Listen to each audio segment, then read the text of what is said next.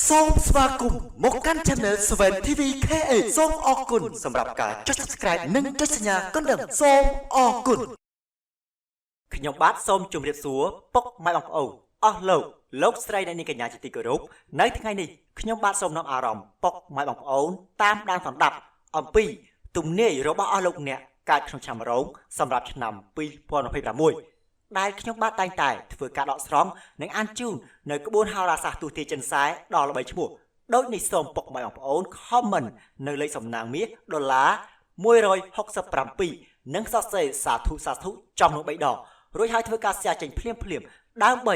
ទទួលបានលេខធំចូលផ្ទះនិងសំណាងតាមចុកខ្លួនជារៀងរហូតដូចនេះកុំឲ្យខាត់ពេលវេលាយូរសូមពុកម៉ែបងប្អូនតាមដានសម្ដាប់ជាមួយខ្ញុំបាទ 7 TV KH ដូចតទៅសូមធ្វើការទូទាយជោគវាសនាទូទៅហោរាសាស្ត្រនិងការទូទាយហុងស៊ុយរបស់អស់លោកអ្នកកាត់ក្នុងឆ្នាំរោងក្នុងឆ្នាំ2026បាទពុកម៉ែបងប្អូនអស់លោកស្រីនៅក្នុងរាសីហោរាសាស្ត្រចិននាគគឺជាតំណាងឲ្យអំណាចមហិច្ឆតានិងសំណាងដែលជាអ្នកដឹកនាំពីធម្មជាតិនិងជាកម្លាំងខ្លាំងក្លាដែលមិនអាចបញ្ឈប់បាន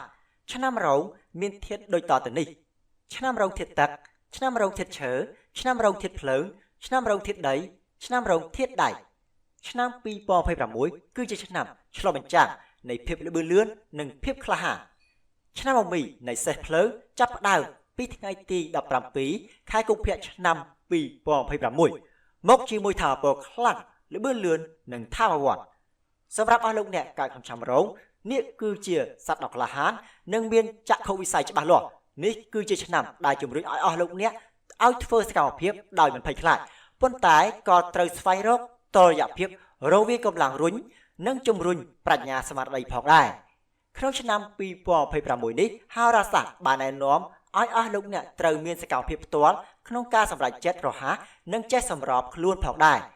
លោកអ្នកនឹងមានអារម្មណ៍ថាពិបាកក្នុងការសម្របខ្លួនប៉ុន្តែក៏មិនអីនោះទេព្រោះតែថាមពលដ៏រស់រវើករបស់ឆ្នាំអមីដែលអាចជំរុញឲ្យលោកអ្នកទទួលបានជោគជ័យប្រសិនបើអ្នកចេះគ្រប់គ្រងអារម្មណ៍របស់អស់លោកអ្នកនឹងផ្ដោតលើយុទ្ធសាស្ត្ររបស់ខ្លួនតទៅនេះសូមធ្វើការណែនាំអំពីហុងស៊ុយឆ្នាំ2026របស់អស់លោកអ្នកកើតក្នុងឆ្នាំរោងដើម្បីការពារខ្លួនរបស់លោកអ្នកឲ្យបានល្អបំផុតក្នុងឆ្នាំនេះវត្ថុហុងស៊ុយមានដូចតទៅនេះប៉ោ Dragon Fork Pendant ជាវត្ថុធាតុដ៏មានអានុភាពជានិមិត្តរូបនៃភាពក្លាហានការការពារនិងឫទ្ធិអំណាចខាងក្នុង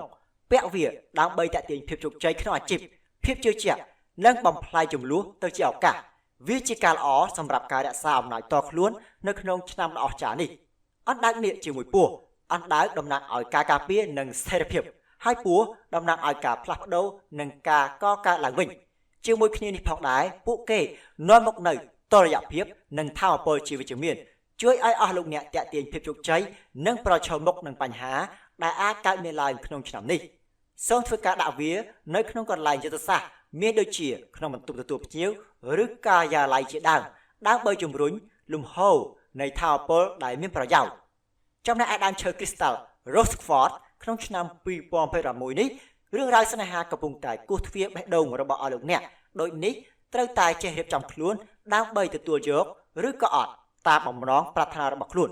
ចំណែកឯដើមឈើ Crystal គឺជាហុងស៊ុយសម្រាប់ស្នេហានិងទំនាក់ទំនងផ្សេងទៀតដើម្បីឲ្យអ្នកផងទាំងពួងស្រឡាញ់ដល់រូបអ្នកដើមឈើនេះវាតាក់ទាញភាពសុខដុមរមនាធ្វើឲ្យមានអារម្មណ៍ថាមានស្ថិរភាពនិងត្រួសត្រាយផ្លូវសម្រាប់ការតភ្ជាប់ពិតប្រាកដនៃសេចក្តីស្នេហាសូមដាក់វាទៅទិសភាគនិរដីដែលជាទិសសម្រាប់ទំនាក់ទំនងស្នេហានិងអាពាហ៍ពិពាហ៍ដើម្បីឲ្យទំនាក់ទំនងមានតុល្យភាពរឿងល្អៗចូលមកក្នុងជីវិតរបស់អស់លោកអ្នកឱសថហុងស៊ុយទាំងនេះរួមជាមួយនឹងគ្រឿងអិសរាយុនាគនឹងដើរតួជាខែលប្រឆាំងនឹងឥទ្ធិពលមិនអំណោយផល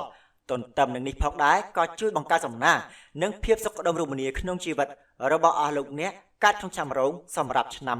2026ផងដែរសម្រាប់អស់លោកអ្នកកើតក្នុងឆ្នាំនេះពណ៌របស់អ្នកគឺពណ៌លឿងដែលនាំសំណាងនិងពណ៌បៃតងប៉ុន្តែអ្នកគួរតែជៀសវាងពណ៌ខៀវនិងពណ៌ក្រហមលេខនាំសំណាងគឺលេខ1លេខ6និងលេខ7ប៉ុន្តែអ្នកមិនគួរមានលេខ3លេខ8និងលេខ9នោះទេទិសនាំសំណាងគឺទិសខាងកើតនិងទិសអាគ្នេយ៍តទៅនេះសូមធ្វើការទូទាយជោគជតារាសីលោកចក្រស្នេហាការងារនិងសុខភាពរបស់អស់លោកអ្នកកើតក្នុងឆ្នាំរោងក្នុងឆ្នាំ2026 មួយអាជីពមានការរីកចម្រើនយ៉ាងឆាប់រហ័សសម្រាប់អស់លោកអ្នកដែលមានភាពក្លាហានអាជីពគឺជាកន្លែងដែលលោកអ្នកបញ្ចេញសមត្ថភាពហើយក៏នឹងមានពន្លឺនៅក្នុងឆ្នាំ2026ចំណែកឯឆ្នាំមីសេះភ្លើងនឹងជួយជំរុញមហិច្ឆតាភាពច្នៃប្រឌិតនិងបំណងប្រាថ្នារបស់លោកអ្នកប្រសិនបើអ្នកមានផែនការធំវាជាពេលវេលាត្រូវអនុវត្តក្នុងឆ្នាំនេះហើយឱកាសល្អៗនឹងបង្ហាញដែលនឹកស្មានមិនដល់មិនថាលោកអ្នកមានការផ្លាស់ប្ដូរទីតាំងឬក៏ការចាប់ផ្ដើមកន្លែងថ្មីនោះទេសម្រាប់អ្នកដែលកំពុងតែស្វែងរកការងារថ្មីនៅដើមឆ្នាំនេះនឹងនាំមកជូននូវឱកាសដ៏ល្អចំណែកឯអ្នកដែលមានការងារស្រាប់ហើយនោះអាចទទួលបានការទទួលឱកាសល្អៗឬក៏អាចដឹកនាំគម្រោងសំខាន់ៗផងដែរតើតើនេះសូមធ្វើការរាយរាប់អំពីគន្លឹះសម្រាប់អាជីពក្នុងឆ្នាំ2026សូមធ្វើការសម្រេចចិត្តឲ្យបានលឿននិងមានយុទ្ធសាស្ត្រល្អៗធ្វើជាអ្នកដឹកនាំមិនមែនត្រឹមតែជាអ្នកប្រតិបត្តិនោះទេតែត្រូវតែចេញសកម្មភាពផងដែរចំណុចទី2ហិរញ្ញវត្ថុឆ្នាំនេះគឺជាឱកាសល្អៗមានរយៈពេលខ្លីដូច្នេះសូមប្រយ័ត្នហានិភ័យផ្សេងឆ្នាំ2026កំណើនហិរញ្ញវត្ថុកើនលឿនគួរឲ្យកត់សម្គាល់ប៉ុន្តែលោកអ្នកគប្បីយកចិត្តទុកដាក់បន្ថែមផងដែរវាគឺជាឆ្នាំដ៏ល្អសម្រាប់ការវិនិយោគដែលមានរយៈពេលខ្លីចំពោះអាជីវកម្មផ្ទាល់ខ្លួនឬអាជីវកម្មក្នុងផ្នែកដែលតាក់ទងទៅនឹងបច្ចេកវិទ្យាការដឹកជញ្ជូនកីឡាឬភាពជាសហគ្រិនទោះបីជាយ៉ាងណាក៏ដោយថាមពលដែលមិនចេះអត់ធ្មត់របស់ឆ្នាំមីសេះភ្លើងអាចនាំឲ្យមានការសម្រេចចិត្តដោយប្រញាប់ប្រញាល់សូមប្រយ័ត្នចំពោះកិច្ចសន្យាណាដែលងាយពេកឬដែលគឺអាជីវកម្មដែលមើលទៅមិនមានទំនុកចិត្តឆ្នាំនេះសូមធ្វើការប្រុងប្រយ័ត្ននិងជៀសវាងកម្ចីធំឬការធានាណាមួយដែលមានហានិភ័យចំណុចទី3ស្នេហានៅក្នុងឆ្នាំ2026ជីវិតស្នេហារបស់លោកអ្នកកាន់តែមានភាពតានតឹងនិងមិនអាចទាយទុកមុនបានថាមពលរបស់ឆ្នាំមីសេះភ្លើងអាចបញ្ឆេះផ្កាភ្លើងនាំឲ្យជីវិតស្នេហាជួបនៅភាពរកាំរកូសប្រសិនបើលោកអ្នកមិនយកចិត្តទុកដាក់ចំពោះតម្រូវការរបស់ដៃគូរបស់អស់លោកអ្នកឆ្នាំនេះសេរីភាពផ្លូវអារម្មណ៍របស់លោកអ្នកហាក់បីដូចជាបាត់បង់ដែលត្រូវឲ្យអស់លោកអ្នកប្រើបញ្ញានិងប្រើវិញ្ញាណដើម្បីដោះស្រាយប្រសិនបើអ្នកកំពុងតែមានទំនាក់ទំនងស្នេហាសូមធ្វើការបណ្ដុះការទំនាក់ទំនងដោយបើកចំហនិងជៀសវាងការធ្វើអ្វីមួយដោយអន្ទះសារការយល់ច្រឡំរវាងគ្នានឹងគ្នាក៏អាចកើតចេញជាការខ្វះភាពអត់ធ្មត់ប៉ុន្តែភាពតាក់ទាញនៃសម្រស់ពីធម្មជាតិរបស់លោកអ្នកនឹងជួយផ្សារភ្ជាប់ទំនាក់ទំនងស្នេហាឲ្យមានរស្មីឡើងវិញផងដែរសម្រាប់អស់លោកអ្នកនៅលីវក្នុងឆ្នាំ2026នេះនឹងនាំមកនៅឱកាសដ៏អស្ចារ្យនៃការស្គាល់រសជាតិស្នេហាប៉ុន្តែភាពជោគជ័យក្នុងរឿងស្នេហាកើតចេញពីទំនាក់ទំនងស៊ីជម្រៅមិនមែនគ្រាន់តែស្រឡាញ់គ្នាយកចិត្តយកថ្លើមគ្នាប៉ុណ្ណោះនោះទេតទៅនេះសូមធ្វើការបង្ហាញនៅគន្លឹះដើម្បីភាពជោគជ័យក្នុងរឿងស្នេហាត្រូវតែស្មោះត្រង់ជាមួយដៃគូរបស់ខ្លួននិងបង្កើតទំនាក់ទំនងស្នេហាពិតប្រាកដផងដែរចំណុចទី4សុខភាពនៅក្នុងឆ្នាំ